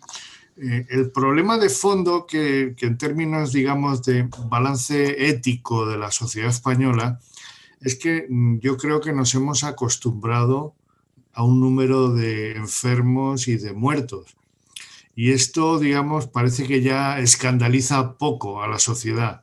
La sociedad quiere olvidar, dejar atrás. Parte de la fatiga pandémica yo creo que es un problema, digamos, de desatención a los problemas que tienen ahora pues todavía muchos pacientes, ¿no? Y la verdad es que no sé esto cómo se arregla, porque tiene que ver con sensibilidad social, tendría que haber ejemplaridad política, tendría que haber, digamos, disciplina desde el punto de vista institucional, y bueno, más bien lo que estamos viendo es todo lo contrario. Por lo tanto, me temo que vamos a ir, digamos, por lo menos en los próximos 2 meses, teniendo una meseta con altibajos, con sustos en algunos lugares, hasta que obviamente pues, el proceso de vacunación empieza a extenderse y esto cruzando los deditos de que no haya una variante que sea poco, digamos, poco sensible a la inmunización o a la vacunación. En este sentido, y apoyando un poco lo que dice el doctor Repullo, yo creo que tenemos que empezar a dejar de tomar decisiones basadas en política, sino basadas en evidencia, que ya lo estamos intentando hacer desde las sociedades científicas, que en un primer momento que tuvimos la oportunidad de trabajar con el Ministerio de Sanidad, redactamos miles y miles de documentos, pero que no sabíamos muy bien qué decir ni qué hacer, únicamente estábamos centrados en intentar dar diferentes herramientas para la población general y para profesionales. Pero llegado y presentada esta fatiga pandémica, esta fatiga de cuarentena, que podemos decir, este distrés un poco también moral que presentamos, yo creo que hay que cerciorarse y hay que verificar qué medidas son las que realmente son eficaces y no son eficaces. Que sabemos que no hay una medida eficaz, que sabemos que hay diferentes estrategias multimodales en las que tenemos que ser flexibles y sobre todo tienen que ser medidas que sean dinámicas, pero sobre todo una de las cosas que hemos fallado a lo largo de este año y medio ha sido en tener una comunicación eficaz. La comunicación no es cuestión de transmitir y transmitir cuestiones veraces, sino que intentar que la población comprenda y asimile los conceptos que nosotros hemos querido transmitir. Y en este sentido es la única manera de que realmente la población mantenga sus hábitos de día a día, aquellas cuestiones y aquellas conductas preventivas que le van a ayudar no solo ahora, sino también le preparen para futuras pandemias, ¿no? Que el doctor Jiménez también lo comentaba, es que esta no va a ser la última crisis sanitaria ni pandemia que vamos a tener, es que nos tenemos que preparar para la siguiente, tenemos que madurar como sociedad y hacer autocrítica ahora mismo dentro de un periodo y un momento de fatiga extrema, ¿no? Yo creo que nos merecemos todos unas vacaciones. Muy bien, David, gracias. Si queréis hacer algún otro comentario adicional. José Luis, si te parece, me gustaría, ahora en España se está empezando a hablar de que estamos en poco más de un 20% de vacunación de la población con 2 dosis y se está empezando a hablar de que pronto quizás se van a retirar la prohibición del uso de las mascarillas en exteriores. ¿Cómo ves tú esta opción? Hombre, la vacunación no es muy alta. Las mascarillas en exteriores hacen falta en una situación, que es cuando estás hablando cerca de alguien en una terraza o algo así, porque estás respirando el aire que sale. Si estás en la playa o en el campo, lejos de otras personas, no hacen falta, ¿no? Entonces, el problema es que si se dice que no hay que llevarlas en exteriores, pues la gente que está en las terrazas, tal, que ya muchas veces no se la pone, entonces no se las va a poner y se van a contagiar. Va a haber unos ciertos contagios ahí, ¿no? Que van a contribuir, como decía el doctor Repullo, a que haya una meseta y tal y cual. Entonces, claro, es una cosa también ya no solo de ciencia, sino también de sociología, ¿no? Cómo tratamos, qué válvulas de escape le damos a la gente que está tan cansada y incidimos en lo más importante. Yo diría, si el precio de eso es decir que vamos a ser más fuertes en que la mascarilla sí se lleve en interiores, pues igual vale la pena, ¿no? Pero vamos, yo no soy sociólogo para sopesar esas cosas. Germán, yo quería aprovechar para plantear una pregunta también que tiene mucho que ver con lo que ha dicho ahora José Luis y decía antes David, porque yo creo que, como decía David, para que la gente siga esas medidas que nos parecen importantes, hay que saber explicarlas de forma que la gente asuma eso y lo incorpore, digamos, a su día a día, ¿no? Eso este año en muchas cosas ha ocurrido y en otras no, y yo creo que una de las cosas que a mucha gente le han rechinado es algo que en realidad es perfectamente normal, que es el cambio de postura según las evidencias científicas se van consolidando. Pero esto mucha parte de la población no lo conoce, no forma parte del proceso científico, no forma parte de su día a día, y esto le ha sorprendido y le ha parecido precisamente una señal de que las cosas se estaban haciendo mal, cuando en realidad era prueba de que se estaban haciendo bien. Entonces me interesaba un poco la opinión de los presentes sobre cómo hablar de esto, cómo podemos ayudar a transmitir esto de forma que la gente no desconfíe, sino que al revés vea que es una prueba de que el sistema científico funciona. Venga, algún voluntario, va. Sí. Cuestión de repetición.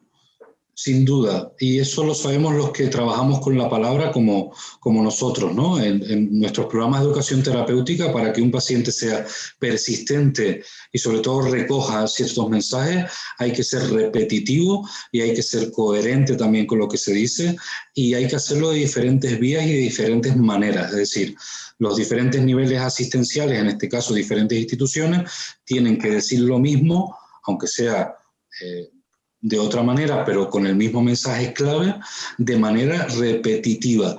Y teniendo en cuenta que en España tenemos un problema de alfabetización digital brutal, que hay un grupo de población de riesgo para esta infección que no tiene una correcta alfabetización digital. Por lo tanto, no podemos focalizar toda la atención en ese mundo.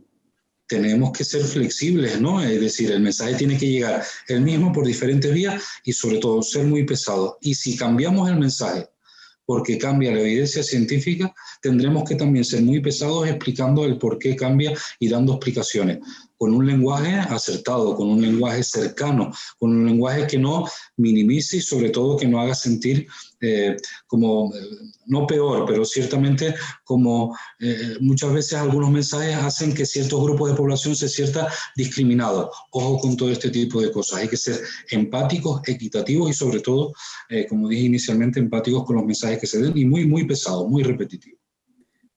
Sí, sí, adelante José Ramón y luego José Luis. Sí, sí. Sí, tema importante. Una cosa que ha traído esta pandemia es que por primera vez, yo diría de manera esencial, el conocimiento científico se utiliza para legitimar las políticas. La referencia a la evidencia, la referencia al conocimiento es omnipresente, ¿no? Lo que ha hecho que la población, yo creo que con muy poca preparación desde el punto de vista del pensamiento crítico, bueno, empiece a devorar información científica más o menos trivializada o vulgarizada. El problema, como bien dices, Rocío, es que la gente no está acostumbrada a la incertidumbre que tiene, bueno, pues la evidencia científica, la capacidad de cambiar, la capacidad, digamos, de que haya modas, sesgos, etcétera. Es más, incluso la propia profesión médica es muy posible que haya ido perdiendo capacidad, digamos, de manejarse en la incertidumbre y por lo tanto que tenga la fantasía de que haya una guía clínica, un criterio, y le desconcierta también mucho el que haya cambios. Bueno, este es parte del problema que tenemos. De hecho, en la comisión asesora, Miquel Vilardell, pues un catedrático de medicina interna, director de la revista Medicina Clínica, le ha preocupado especialmente cómo se han comportado investigadores y profesionales en esta época, cómo se han adherido de manera a veces muy poco prudente a innovaciones que no eran maduras, digamos, a planteamientos que generaban una falsa esperanza. Por lo tanto, tenemos un problema importante dentro de la profesión, ¿no? Y por otro lado, yo diría que para el manejo de estas situaciones complejas, la nave tiene que tener alguien en el puente de mando. Tiene que haber un depósito de confianza en las autoridades sanitarias. Y el problema está en que, bueno, incluso es preferible que se equivoquen, pero que vayamos todos en el mismo rumbo, a que prácticamente estén cambiando de opinión en función de las encuestas. Y entonces yo creo, pero vamos, en ese sentido yo creo que este es el inicio de una excelente amistad y un reto entre el pensamiento científico y la población. Y el reto es educarles en una época muy difícil. Estamos en plena posmodernidad, en época de bulos, de sesgos, pero bueno, yo creo que el reto debíamos empezar a construirlo en la propia casa, ¿no? El mundo de la ciencia médica, el mundo de la profesión médica. Y de hecho, bueno, pues yo querría felicitar a José Luis porque, bueno, su persuasión en relación a la transmisión aérea, pues ha ido funcionando y junto con otros, obviamente. Por lo tanto, la buena ciencia es esencial y acaba funcionando. Bueno, de acuerdo con lo que han dicho David y José Manuel. Quería añadir una perspectiva. Yo creo que es verdad que pues, la sociedad no estaba preparada. Yo creo que esta pandemia ha sido peor, ¿no? O sea, este proceso de la sociedad que no entiende los cambios de la ciencia siempre va a estar presente, ¿no? Pero en esta pandemia ha sido peor porque se ha hecho mucho por los conflictos y confusión que había con los medios de transmisión y la gran reticencia a admitir que se transmitía por el aire por parte de la OMS y los demás estamentos de salud. Entonces se ha hecho mucho una cosa que es decir qué hacer, pero no decir por qué. Entonces hay que poner no mascarilla, ahora sí, ahora mascarilla de esta, ahora de tal, ahora de cual, ahora no ventilar, ahora sí. Entonces la gente recibe estos mensajes y entonces pues, desde su punto de vista, pues antes decían que sí, ahora decían que no, pero esto es un lío. Entonces esto crea una gran resistencia. Yo he estado comunicando mucho con la gente por Twitter y ves a gente genuinamente confundida porque antes se decía una cosa, ahora otra, y entonces ya les da la impresión que no se sabe y que esto es una manipulación y tal. Y esto les da les da una apertura a los conspiracionistas y tal. Te encuentras por ahí un mundo que no conocía hasta que me he puesto a trabajar en Twitter en esta pandemia.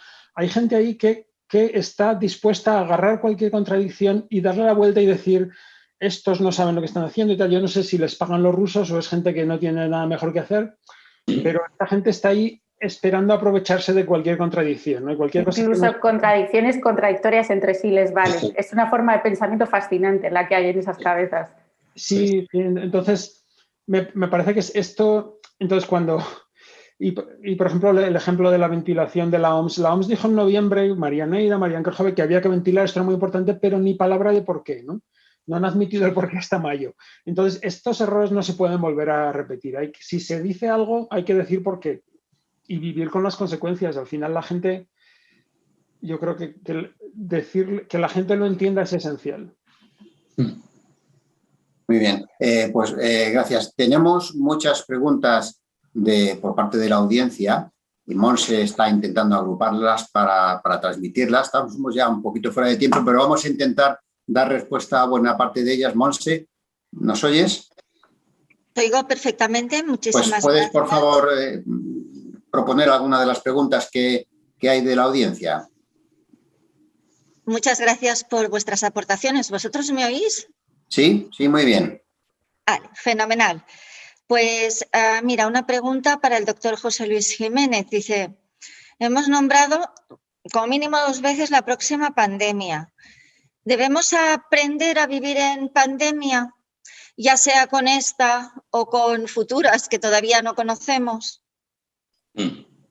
Es igual, no soy yo el más adecuado para contestar, pero los virólogos y los de enfermedades infecciosas, pues ayer salió un artículo que decía el MERS, este virus que viene de los camellos, le faltan unas pocas mutaciones para convertirse en un virus pandémico, ¿no? Y sabemos que los virus van saltando de los animales y esto puede volver a pasar, ¿no? Entonces, estamos muy cansados como sociedad, pero deberíamos tratar de aprovechar todas las cosas, sobre todo las cosas que son más estructurales, como lo que comentaba la doctora Diego, cosas como la ventilación o medir el CO2 o cosas así, que lleva un tiempo poner en marcha para que si hay otra pandemia, pues que no nos pillen calzoncillos, ¿no?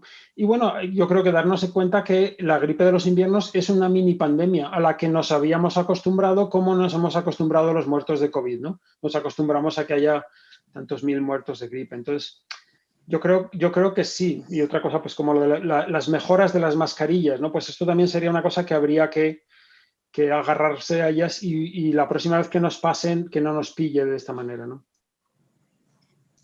Muchas gracias. Una pregunta para el doctor Repullo.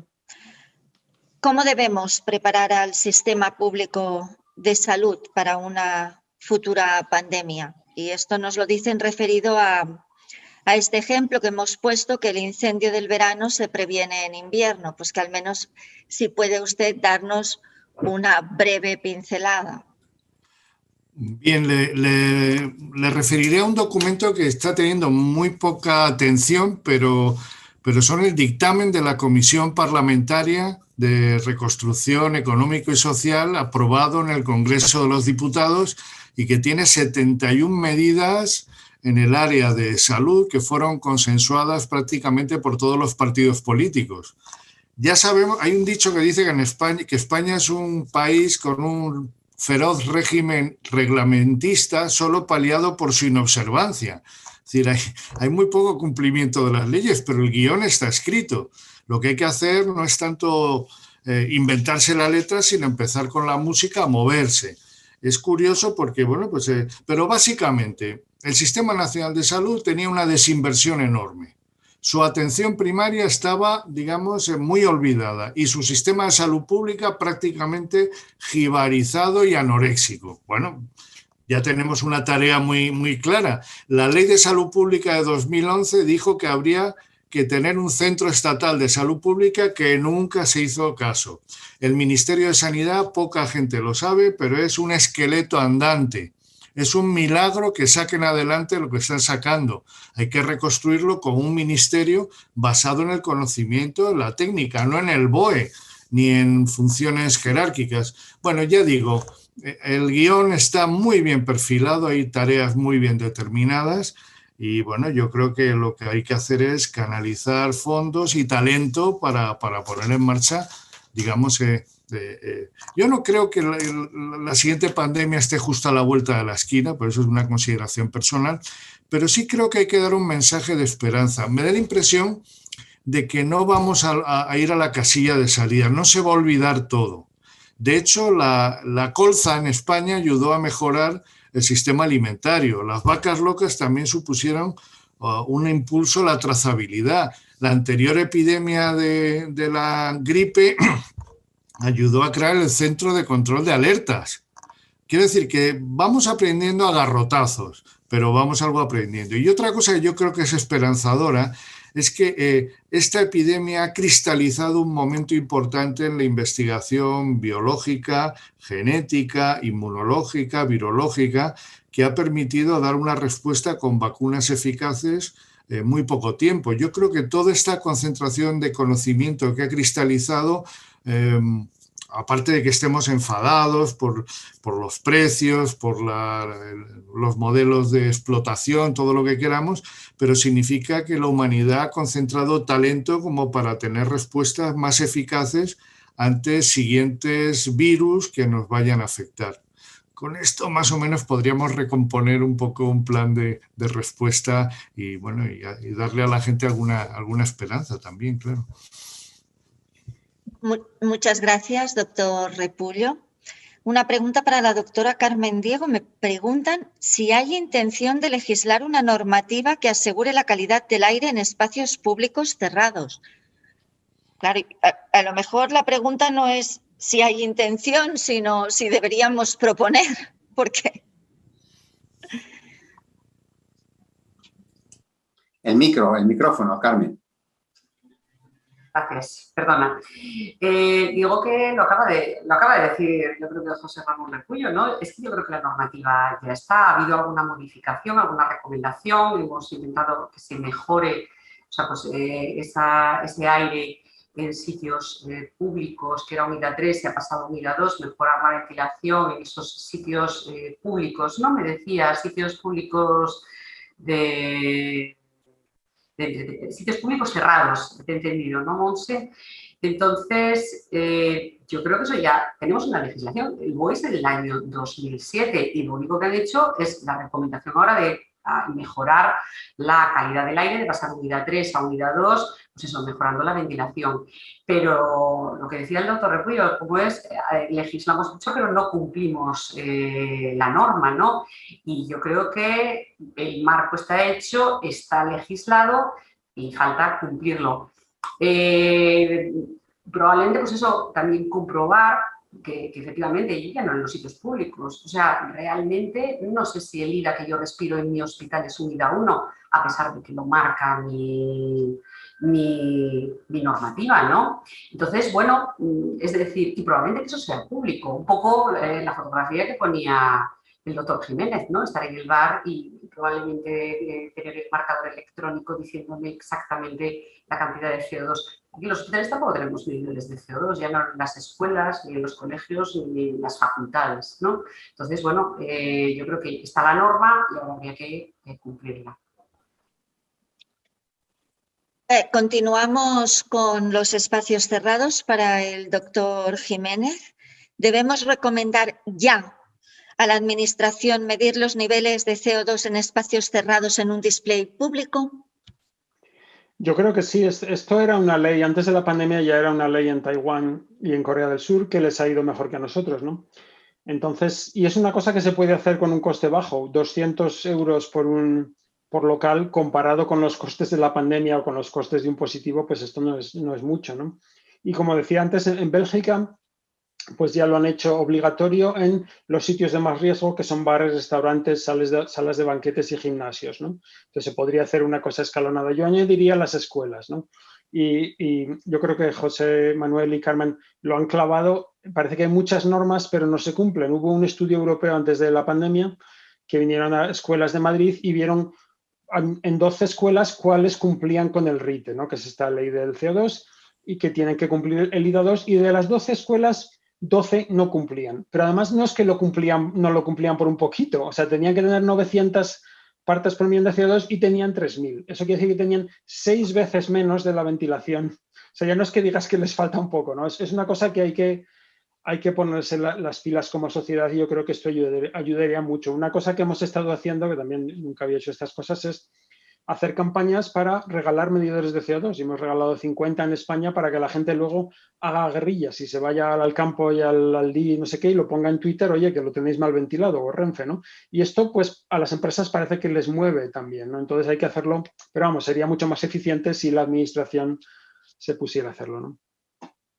Para la doctora Carmen Diego, ¿qué opinión le merecen los sistemas de purificación de aire a base de ozono o luz ultravioleta para reducir en espacios cerrados el contagio de la COVID-19?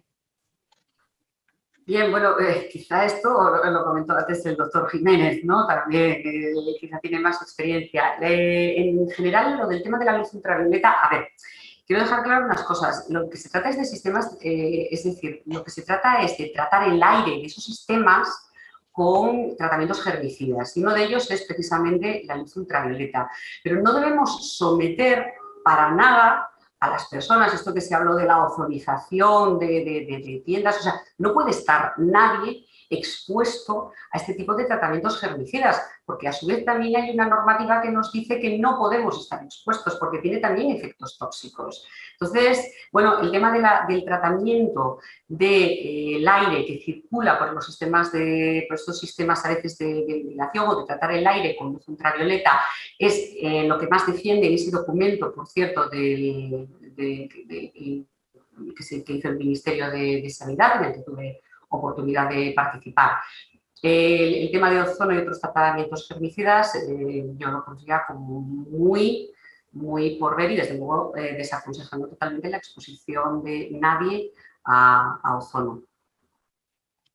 Para David Díaz nos dicen: no hay recomendación sobre las medidas preventivas en superficies y es uno de los primeros elementos de incidencia a nivel hospitalario. En consultas externas, en áreas de explotación, dice, ¿debemos continuar haciéndolo?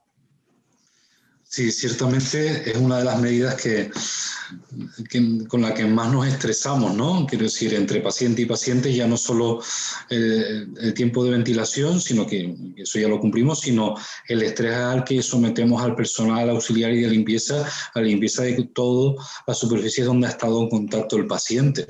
Ahora mismo, lo dice la CDC, ¿no? Desde hace ya un tiempo, no es necesario imprimir esa limpieza y esa desinfección de superficie continuamente, porque no tiene un protagonismo en la tasa de infecciones. Lo que sí tenemos que invertir tiempo es en lo que comentaba antes José Luis y también Carmen, que es en la ventilación de espacios interiores. Como por ejemplo, yo estoy en mi consulta aquí, tengo la suerte de tener una puerta adelante y una ventana atrás, puedo hacer una correcta ventilación cruzada y por lo tanto mis niveles por parte por millón de dióxido de carbono pues siempre están correctamente.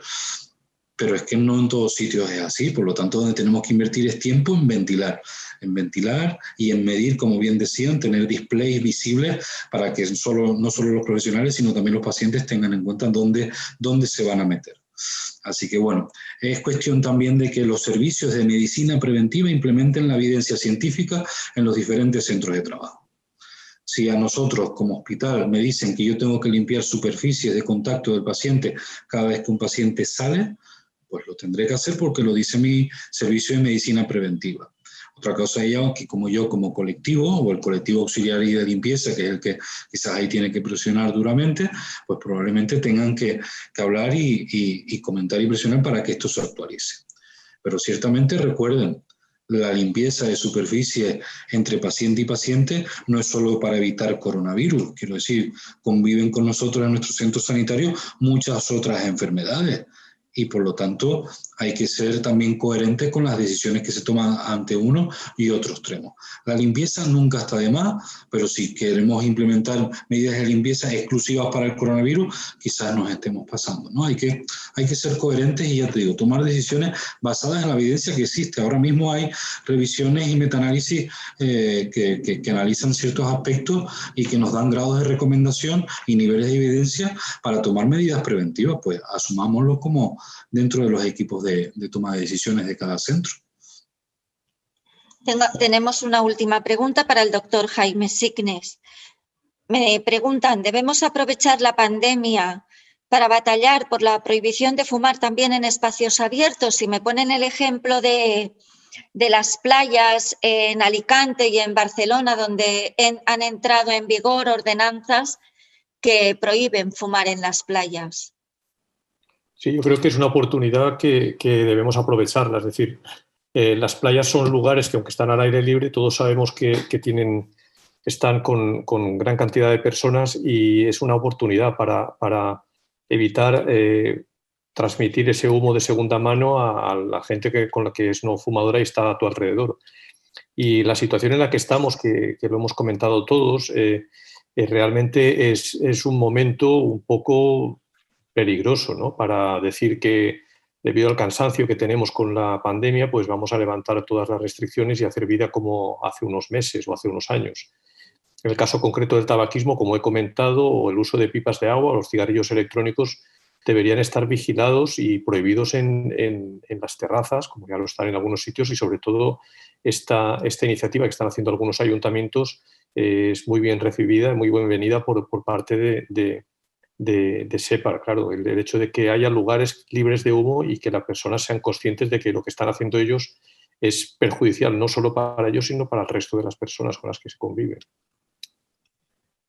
Pues muchísimas gracias por sus respuestas, por todas las respuestas, y por mi parte ya no hay más preguntas, hemos terminado. Bien, pues muchas gracias, Monse, por recopilar las preguntas, y ya cerramos. Muchas gracias a los participantes de este seminario. Ha sido muy interesante todas vuestras aportaciones y, bueno, tomamos buena nota de las medidas. Nos quedamos con la duda de que nos falta evidencia para muchas cosas, pero debemos de aceptarlo por ahora.